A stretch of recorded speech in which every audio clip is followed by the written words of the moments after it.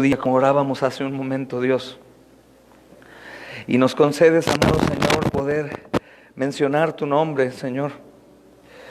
Y, amado Rey, sobre todas las cosas nos has concedido a Cristo. Qué bendición saber, Señor, que cuando uno se encuentra como ciego, sin rumbo, cansado, o que es nuevo en tu caminar, Señor, podemos encontrar tus palabras preciosas, Señor, que nos alientan,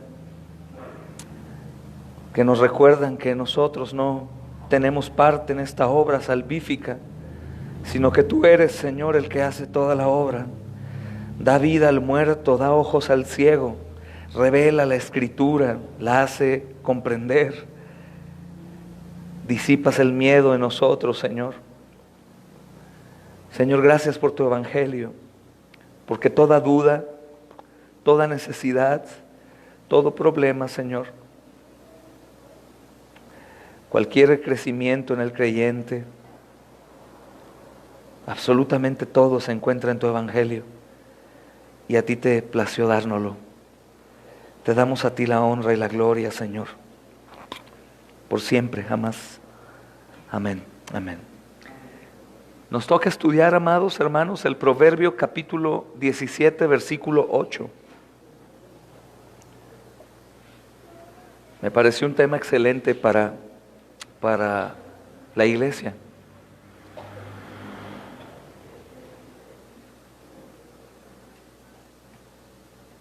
Johnny, háblales.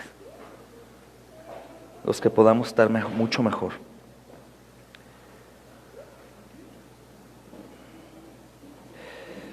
Dice, hermanos, les dije 9, ¿verdad? 17:8. No. Vamos a ver.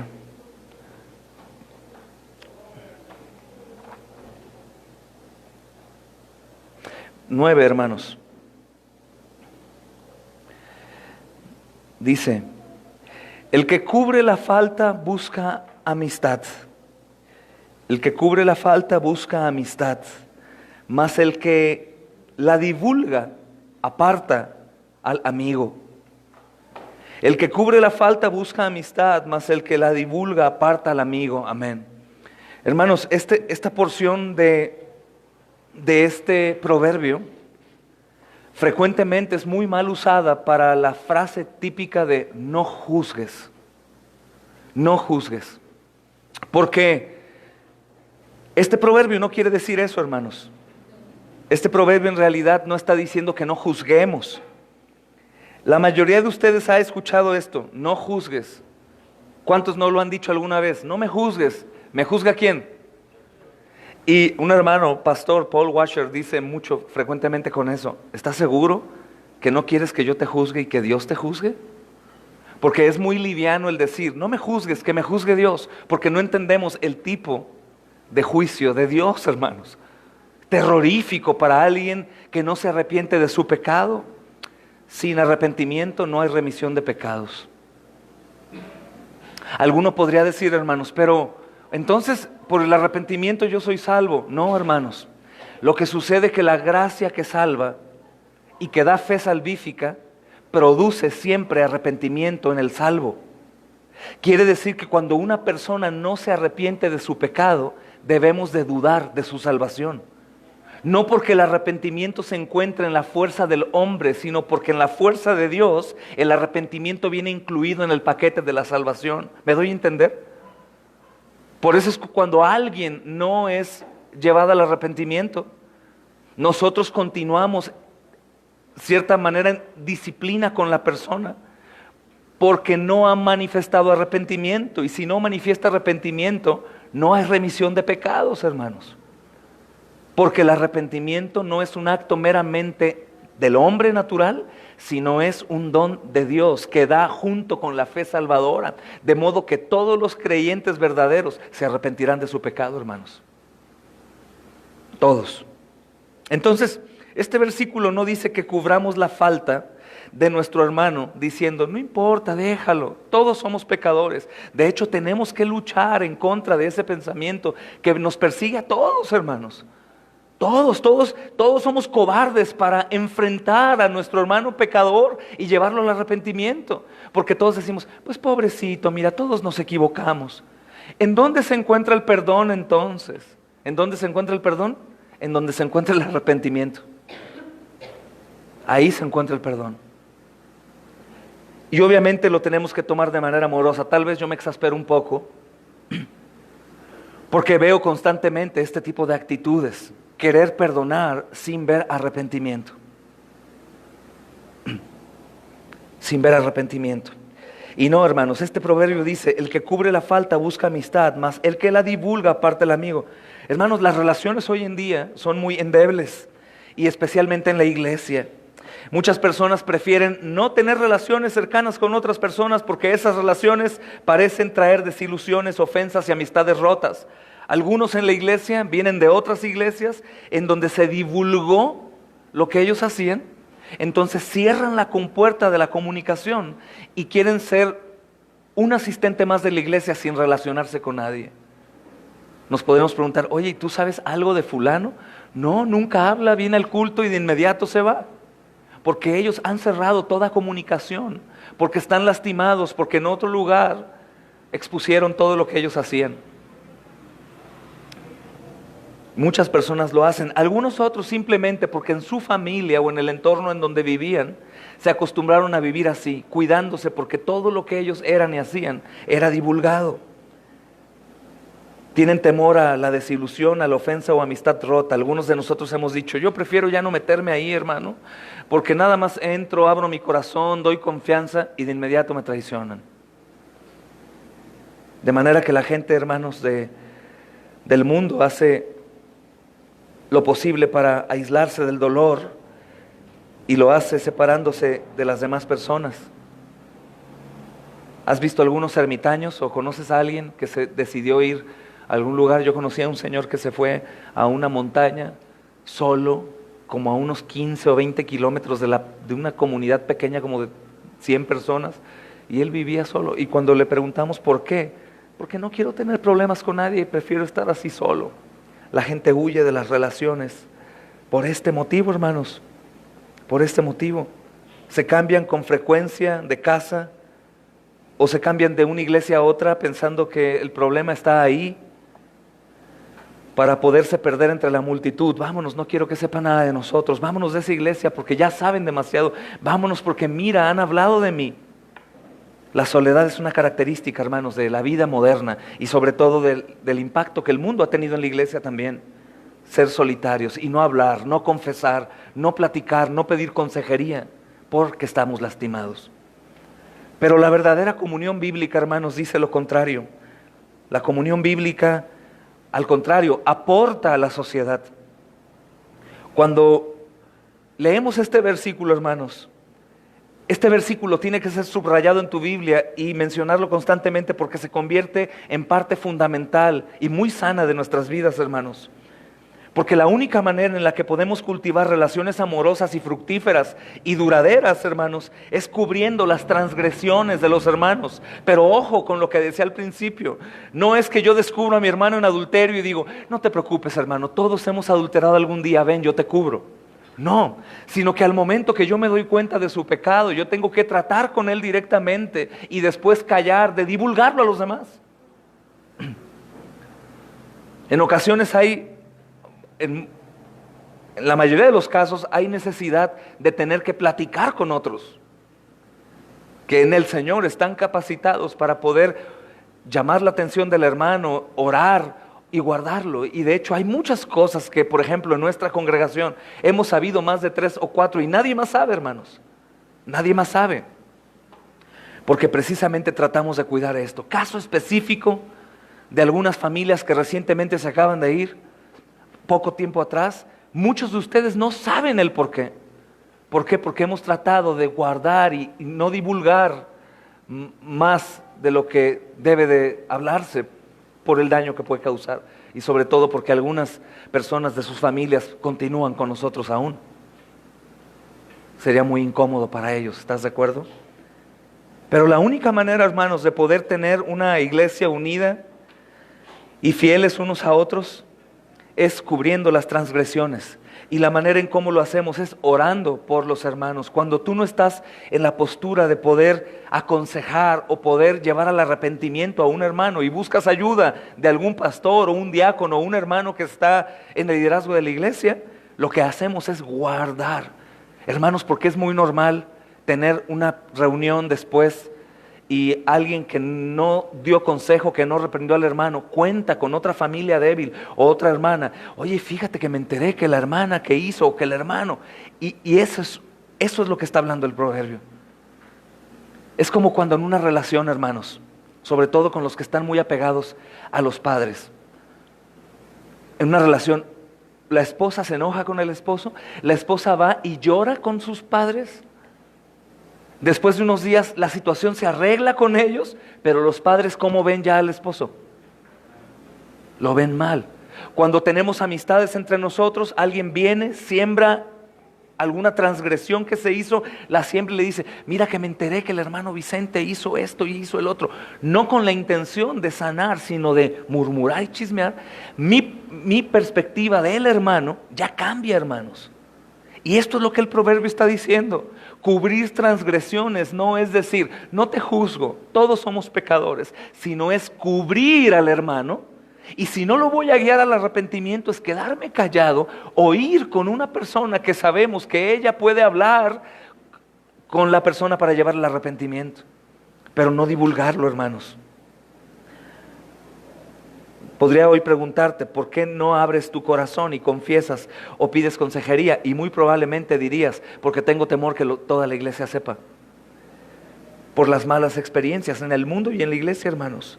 Entonces, una de las cosas que nosotros podemos hacer es continuamente olvidarnos de las faltas de otras personas cuando nosotros somos heridos por algo que nos hicieron. Por ejemplo, otra de las maneras de cubrir esto es cuando alguien te hiere. Alguien te hace daño. Eso sucede mucho en las relaciones, sobre todo, hermanas, de ustedes, las mujeres. Porque entre los hombres, muy raro hay problemas, hermanos. Muy raro hay problemas. Pero entre mujeres sí. Entre mujeres fácilmente pueden enemistarse, aunque digan que no están enemistadas. Pero en la mente hay malos pensamientos. Y en las pláticas con la que estoy yo bien, hay murmuración de la persona que me hizo daño. Y en general también. Con los hombres podría suceder, no digo que no. Pero el asunto aquí, hermanos, que este proverbio que me ha confrontado mucho, precisamente está diciendo eso. Si alguien te ha hecho daño, trata de tener como un tipo amnesia permanente. Me refiero en relación con las faltas de otros. Trata de olvidar de inmediato lo que te hicieron para que no guardes rencor o amargura. Y eso sea evidente durante todo el resto del tiempo con el que vivirás al lado de la persona. Sobre todo en la iglesia, hermanos. Gran parte del motivo por el cual muchos se van de las iglesias es porque no tuvieron esta amnesia permanente. El problema se solucionó, pero ¿qué crees? Como no se escondió en lo más profundo, sigue vivo. Y aunque, perdóname, sí te perdono y lloramos y tratamos de arreglar, el problema sigue oliendo. Entonces ya estamos incómodos, ya no nos saludamos igual, ya no nos vemos igual y llega un momento, yo ya me cansé, yo ya no me siento a gusto, yo ya mejor ya me voy. Y ese problema va a repetirse y repetirse y repetirse y repetirse hasta que no aprenda yo a cubrir la transgresión que me han hecho, a olvidarla y continuar en pos de Cristo. Este es un proverbio extremadamente importante, hermanos. Porque nadie se aparta de comunidades, de familia, de amigos, de trabajos, de iglesias, porque está muy bien. O porque quiere ir a edificar otro lugar con el espíritu que tiene de unidad y de amor y de perdón. Sino se van heridos por no haber perdonado o cubierto las transgresiones, hermanos. Sea cual sea. Por eso la importancia de tener nuestros ojos en Cristo y no en las personas.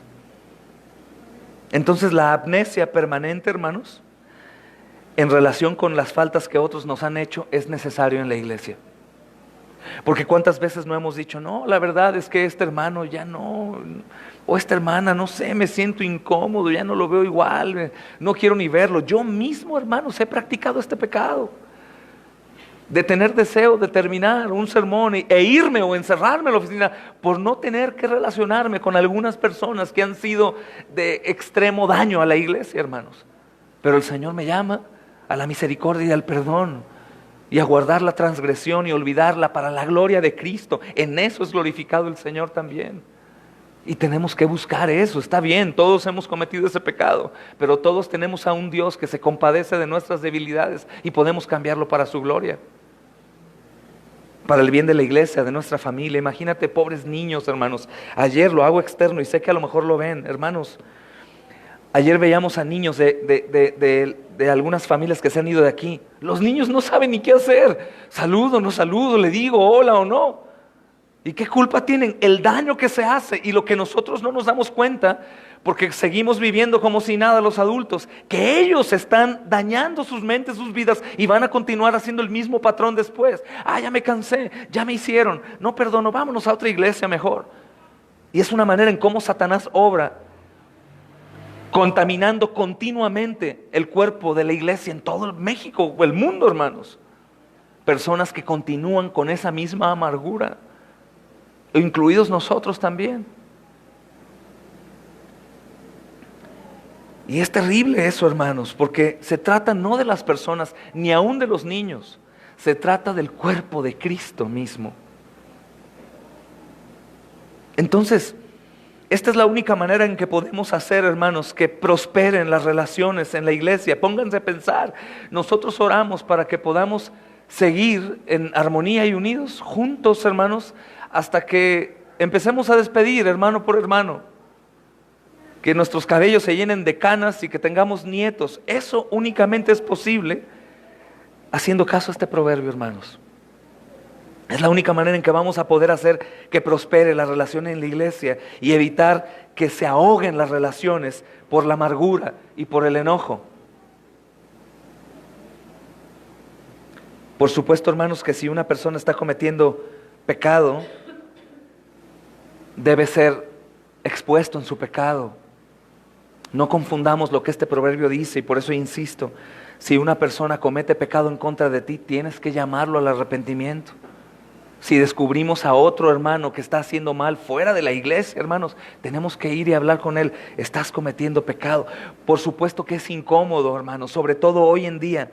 Si se dan cuenta, he estado exhortando a la iglesia para que te acerques a recibir consejería de los hermanos que normalmente se discipulan, no por decir que los otros no puedan dar un consejo, sino que el problema que buscamos, que el consejo sea en base a la teología y a la doctrina que nosotros estamos dando, porque lo más normal de aquellos que quieren ser consejeros son dar consejos de cubrir el pecado sin llevarlo al arrepentimiento, y en lugar de ayudar, lo están matando.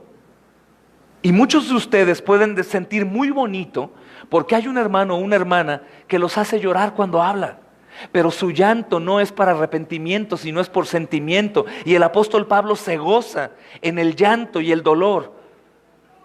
Están distrayendo las niñas, ¿las pueden detener, por favor? Disculpen. El llanto, hermanos, es de la iglesia de los Corintios, es de gozo para Pablo, porque el apóstol Pablo ve que su llanto y su dolor fue para arrepentimiento. Y no porque, ay, apóstol Pablo, qué bonito me hiciste sentir. Obviamente esta parte de la exhortación no tiene que ser severa ni odiosa, sino con amor, hermanos. Con amor. ¿Por qué con amor? Porque tenemos que sentir pena por las almas que están en pecado y extrema preocupación. Cuando nosotros queremos aconsejar a alguien psicológicamente usando la Biblia, porque aunque no creas, hay psicología bíblica, usando versículos que te reconfortan y te hacen sentir bien, y dices, hasta que hay alguien que me comprende, cuando en realidad el Señor no quiere comprenderte, el Señor quiere destrozarte y hacerte nuevo. Por eso cuídense de aquellos a los que ustedes se acercan a pedir consejo y los hacen sentir mejor en lugar de hacerlos sentir peor. Obviamente en el contexto pecaminoso, cuando hay dolor, muerte, enfermedad, pobreza, necesidad, por supuesto que los hermanos tenemos que ir no a reprender únicamente, sino a abrazar y a edificar. Ánimo, tenemos un Dios fuerte, lleno de promesas, pero cuando no es una situación pecaminosa, hermanos, cuidémonos de eso. Eso no es lo que dice el proverbio.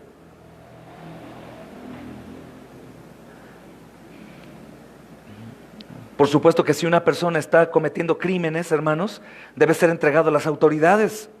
Por supuesto que si una persona está constantemente haciendo lo mismo y ha sido llamada al arrepentimiento, nosotros no cubrimos su falta, lo tenemos que sacar de la iglesia antes de que contamine al resto. La Biblia lo defiende. Y tenemos que aguantar, hermanos. ¿Por qué? Porque esta es tu iglesia, este es tu cuerpo, tienes que cuidarlo. Sería una negligencia verte una gangrena en el dedo gordo del pie y decir, no importa, es mi cuerpito, yo ahí lo dejo, porque luego si lo tallan y le raspan, pues le va a doler. ¡Qué locura! Este es el cuerpo, hermanos, en donde el diablo está constantemente atacando, intentando dividirnos. Por eso, aunque algunos sientan su corazoncito lastimado, porque algunos se tienen que ir, hermanos, es necesario tomar esas medidas en ocasiones, mis hermanos, por protección a los demás. Con mucho dolor, no con alegría, obviamente. Porque tenemos que actuar conforme a la justicia de las leyes de Dios, aunque esto no nos agrada. Aunque no nos agrada, hermanos. Y en el caso del pecado, por ejemplo, cuando los pastores o hermanos confronten a miembros de la iglesia con respecto a algún pecado, es importante que los que lo hagamos, hermanos, rápidamente quememos los archivos en nuestras mentes para que ellos mismos sientan la libertad por el perdón y nosotros, hermanos, no caigamos en el pecado de amargura. Hay ocasiones que si estás aconsejando mucho, llega un momento en que si lo tomas en serio, ya no quieres aconsejar más. Pero es necesario seguir haciéndolo y quemar todo lo que escuchas para no caer en amargura. Y otra manera, hermanos, también en que la comunidad bíblica va a perseverar, o la comunión bíblica es fomentada en nuestra familia, en la iglesia, hermanos, es cuidadosamente poniendo freno en la lengua.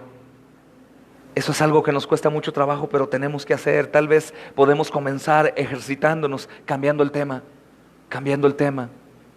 De inmediato decimos algo que no edifica, hay que cambiar el tema. Algún valiente tiene que salir y cambiar el tema.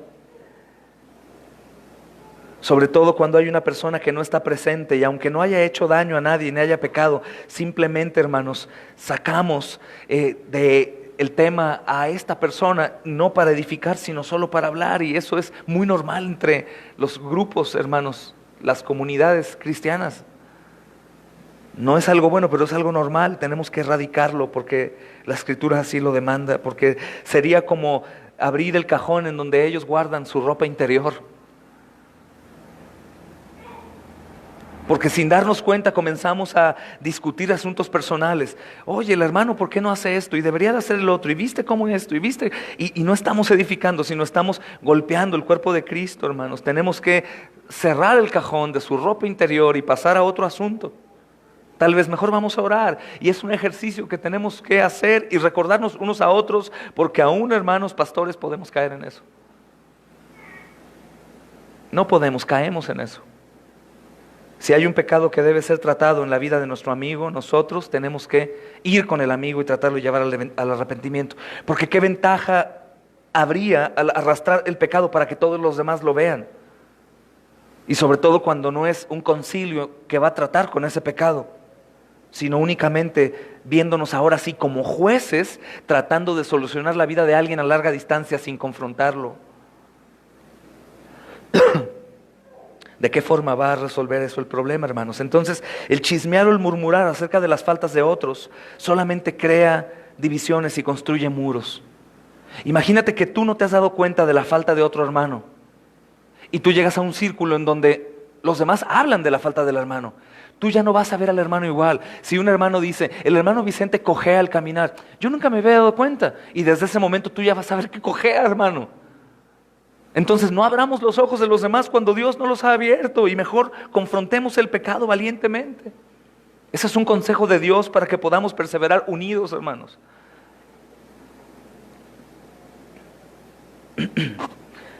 Si no vamos a hacer nada para conducir al hermano al arrepentimiento, mejor no hablemos.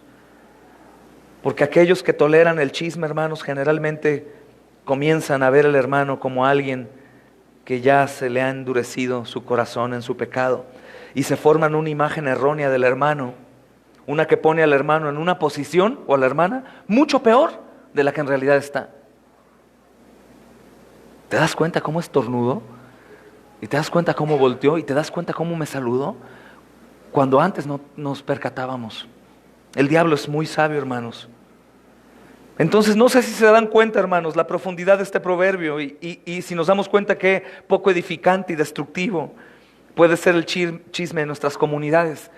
Si te das cuenta, hermano, qué mal también es cubrir la falta de un hermano sin arrepentimiento o no cubrirla cuando no es una falta que le haya hecho daño a alguien, sino un error en sí mismo, un problema, un padecimiento. O a lo mejor habrá un hermano que arrepentido llegue y te diga: estoy batallando con el adulterio, hermano. Imagínate una confesión verdadera, una confesión genuina de arrepentimiento y se acerca a ti: estoy en adulterio, hermano. Y de pronto recibes tú la confesión y vas y platicas: oye, que el hermano está en adulterio. Hermanos, ojo, no podemos perdonar sin arrepentimiento. Porque el que yo me haga aliado de una persona que no se ha arrepentido es hacerme cómplice de su pecado. Entonces yo tendré que dar cuentas por la persona, aunque eso es algo duro. Número 2, si la transgresión no se ha hecho en contra de nadie, ni ha ofendido a Dios, sino por el contrario ha sido confesada, tenemos que cubrir al hermano. Y ahí sí, abrazar y tomar y llorar con él y orar y decirle: ánimo, hermano, juntos, me comprometo contigo. Vamos a ayunar, vamos a clamar a Dios en cubrir. Hay de nosotros que divulguemos ese tipo de faltas. La otra, cuando una persona no esté presente, no hablemos de ellos, hermanos. Hay consecuencias de hablar en contra del cuerpo de Cristo, se los aseguro. Hay consecuencias de hablar en contra del cuerpo de Cristo. Si lo que voy a decir no edifica, no lo hablo. Si lo que voy a decir no se lo voy a decir al transgresor, no lo hablo, es cobardía. Si lo que voy a decir es a alguien débil que no entiende, no lo hablo. Y sobre todo en cuanto a esto, yo les ruego, hermanos, a los que pueden estar presentes, necesitan un consejo, necesitan hablar algo privado, de un pecado o algo. Les ruego en el nombre de Jesús. Les pregunto, ¿ustedes venderían un ojo en $1,000,000 de pesos? ¿Por cuánto tú venderías tu alma? Por nada, ¿verdad? No vayas a recibir consejo de alguien que va a encubrir tu pecado sin llevarte al arrepentimiento. No vayas, hermano. La Biblia no aplica la psicología. La psicología va en contra de la Escritura, hermanos. La psicología habla de tú eres la víctima, el problema está afuera, y la Biblia habla y dice tú eres el victimario, el problema está dentro de ti. Entonces, yo les pido en el nombre de Jesús, hermanos, que si necesitan consejo con respecto a un pecado o algo, acércate a mí, por favor. Y si yo no puedo, yo te diré con quién sí puedes ir. Porque es de extrema importancia que tú no vayas con alguien que muy amorosamente te sobe tu pecado para que continúes igual. Se los ruego en el nombre de Jesús, hermanos. Háganme caso o paguen las consecuencias después. Es una advertencia amorosa, porque el Señor me ha puesto a cuidarles. Yo sé que pueden haber aquí, de hecho tenemos psicólogos aquí, y puede haber gente moralmente muy buena, muy apacible, muy amorosa. No me interesa ni la psicología, ni el amor, ni nada de eso aplicado para consejería bíblica, hermanos. No funciona, no sirve, y lo único que hacemos es destrozar más al pecador. Yo sé que podemos llevar a alguien a llorar, y puede parecer que el pastor es muy duro. Tú lo que necesitas es vara, no necesitas una mano que te sobe cuando es por tu pecado. Cuando es por tu pecado necesitas ser exhortado y llevado al arrepentimiento, y no hacerte aliado o amigo de aquel que cubre tu pecado y sientes bonito pero no te lleva al arrepentimiento. Sin arrepentimiento no hay perdón de pecados, hermanos. Eso lo dice el Señor. Entonces el proverbio dice: el que cubre la falta busca amistad. No es el que no juzga o el que cubre el pecador, sino te hacen una falta, tú cubres y no divulgas, lo llevas al arrepentimiento. Otro hermano lo descubres en pecado, lo llevas al arrepentimiento y cubres la falta, no lo divulgas. Un hermano te dice, he cometido mal, he cometido daño con alguien, pero está arrepentido, tú escuchas, ya se arrepintió, cubres la falta. Pero un hermano es descubierto en pecado, tú no debes de cubrir su falta, debes de ir a llevarlo al arrepentimiento. ¿Quedó claro, hermanos? Porque el diablo es tremendo. Bien. Dice, más el que divulga la falta aparta el amigo. Y explicábamos bien también a qué se refiere con esto en cuanto al chisme, sin exhortar a la persona al arrepentimiento. Y esto sí es algo que nosotros tenemos que cuidar por la relación. Es muy fácil, hermanos. Decía en un sermón, con la intención de que todos digamos es cierto. Imagina que en este instante te pintas de rojo toda tu cabeza cuando has hablado en contra del pastor. Alguna cosa que no edifica, o en contra de un hermano, o una crítica. A Judith ya se le pintó la cabeza de rojo. Ah, no, sí la tiene. Pero imagínate qué vergüenza, ¿no? O sea, nosotros llegamos aquí santos y todo bien, pero ¡pum!, pintados de rojo. Es que yo creo que eso tiene que erradicarse, hermanos. Y eso tiene que erradicarse. Y también erradica en ti, pobre pecador, herido por el mundo, el ir con personas que te hacen sentir bien en tu pecado. Te lo ruego en el nombre de Jesús. Ve con alguien que sea un muro, ¡pum!, que te diga, tú eres el problema. El problema no está afuera, tú eres el problema, tú tienes que arrepentirte. Y para eso, hermanos, les sugiero a los que están aquí, tómenlo, déjenlo. Aunque la Escritura dice que en este tipo de cosas hagas atención a lo que te digo. Te ruego. Antes prohibimos, en el buen sentido de la palabra, bíblicamente hablando, que se dé consejería a los que no se discipulan. ¿Qué es discipularse? Porque a lo mejor no sabes, ¿verdad? Tenemos discipulado martes, miércoles, viernes y domingos. Y tenemos comunión también el sábado. Entonces, los que se discipulan constantemente son los que pudieran dar, pero como a lo mejor tú no sabes quiénes son, entonces acércate conmigo. Si alguien te ha dicho no te acerques a mí porque estoy con muchas cargas y eso, no hagas caso, tienes que ir conmigo. Tienes que ir conmigo para poderte decir con quién vayas si yo no puedo. Y a lo mejor no te va a gustar la persona con la que te digo, pero es la persona que necesitas recibir consejo. Porque normalmente seguimos con el modelo del mundo, amiguis, compadre. Es que contigo me puedo abrir mi corazón. Sí, pues es igual que tú de pecador o de ignorante o falta de arrepentimiento y te la pasas bien. Aquí no se trata de amistad del mundo, hermanos. Aquí se trata de algo serio. Toda alma que infringe la ley de Dios pagará las consecuencias. Y todo pecador que no se arrepiente no tendrá salvación, hermanos. Sencillamente. La misma salvación que es por gracia incluye el arrepentimiento. No hay arrepentimiento, es porque no hay perdón de pecados. ¿Me explico o no? Vamos a orar, hermanos. Señor, damos a ti gracias, bendito Rey, en el nombre de Jesús. Gracias porque nos concedes, bendito Dios, poder reunirnos a nuevamente escuchar de tu consejo, Señor. Amado Dios, te queremos rogar que tú, Señor, misericordioso y lleno de gracia, nos ayudes y aún nos permitas, bendito Dios, sacar a relucir dentro de nosotros aquellas cosas que creemos están bien y no son así. Nos permitas ver los pecados ocultos.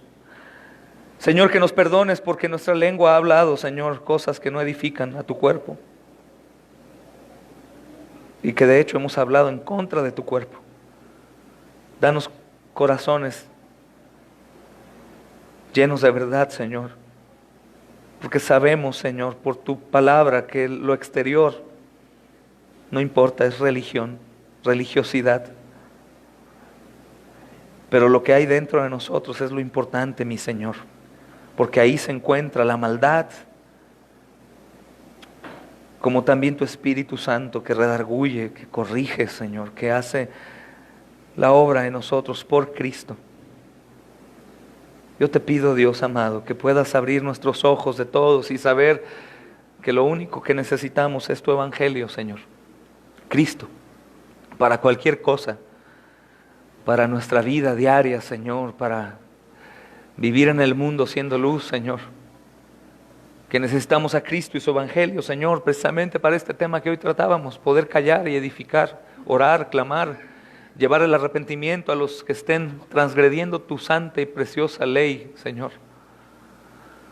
Ayúdanos, Señor, a estar unidos a ti, para que cualquier cosa que suceda alrededor, Señor, no nos estorbe. Y ayúdanos a recibir tu consejo, Padre, a todos aquí como un cuerpo, pues sabemos que tu vara y tu callado infunden aliento a aquellos que están en Cristo, pero aquellos que no, aunque digan que sí, serán reprendidos por la vara, Señor.